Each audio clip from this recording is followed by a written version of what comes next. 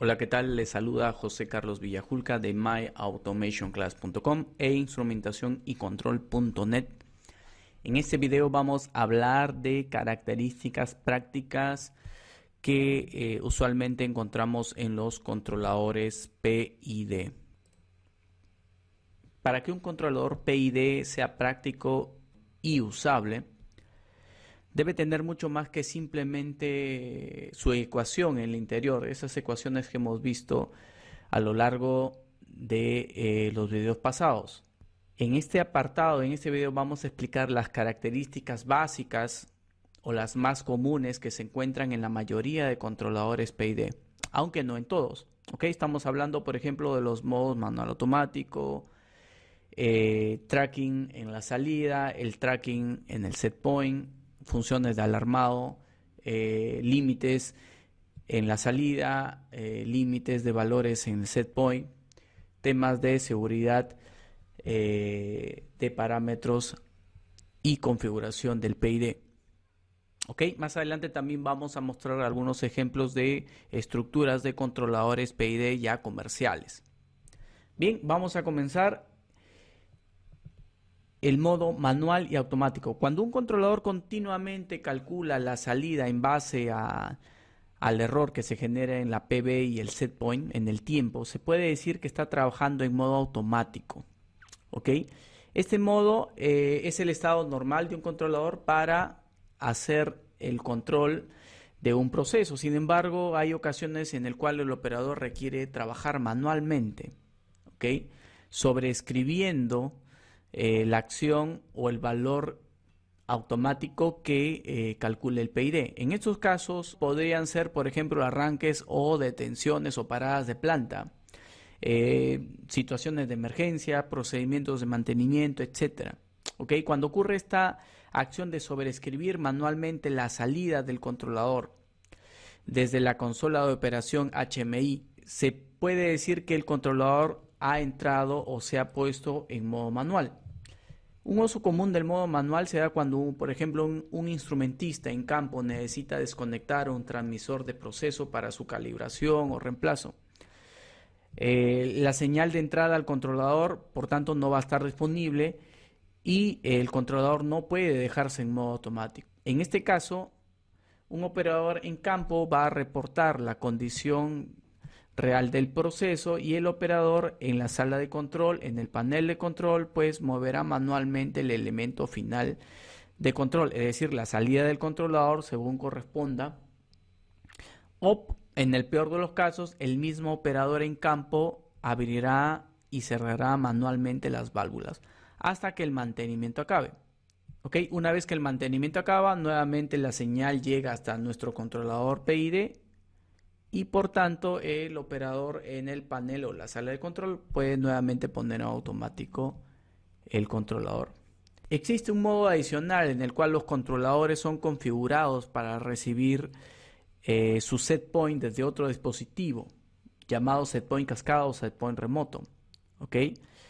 Es decir, en adición a los modos automático y manual, el modo cascada sirve para decidir o cambiar el set point del controlador, que usualmente venía siendo cambiado manualmente por el operador, pero ahora será cambiado remotamente o vía cascada. Generalmente en las estrategias de control cascada u otras estrategias de control automáticos ocurre este tipo de modo de control. Hablemos ahora del tracking de set point y tracking en la salida. Los modos manual automático realmente crean una serie de problemas en el controlador PID.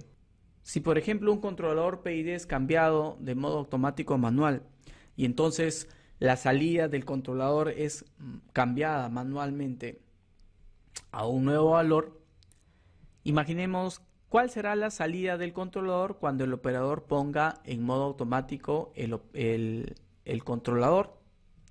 Pues en algunos diseños de controladores PID o PIDs que no son configurados adecuadamente, este cambio de manual automático, este retorno de manual automático, hará que haya un salto, un cambio brusco desde el valor de salida que se puso el manual al valor de salida que calcula el PID en automático. En otras palabras, el PID, digamos que cuando está en modo manual, continúa calculando la ecuación, ¿ok? Y por tanto, al pasarlo a automático nuevamente, pone su valor calculado en la salida inmediatamente. Esto realmente puede ser molesto e incluso peligroso para el proceso.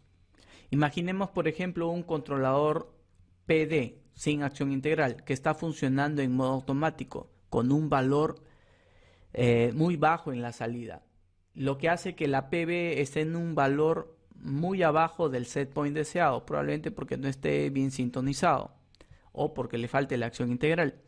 Entonces el operador pone el controlador en manual y entonces cambia la salida a un valor mayor, obviamente para hacer que la PB se acerque lo más que se pueda al set point. Y una vez logrado esto, el operador nuevamente cambia el controlador a modo automático, esperando que la ecuación del PID empiece a trabajar desde este nuevo punto de proceso. Sin embargo, un controlador sin buena configuración, la salida regresará a un valor más bajo del dejado en modo manual, en un valor que la ecuación del controlador PD calcule para este nuevo valor de PB y set point. De hecho, esto está mal. Existe una funcionalidad diseñada para lidiar o solucionar este problema. De hecho, que yo considero que es fundamental o esencial para cualquier controlador. Es la llamada output tracking o seguimiento en la salida o simplemente tracking en la salida.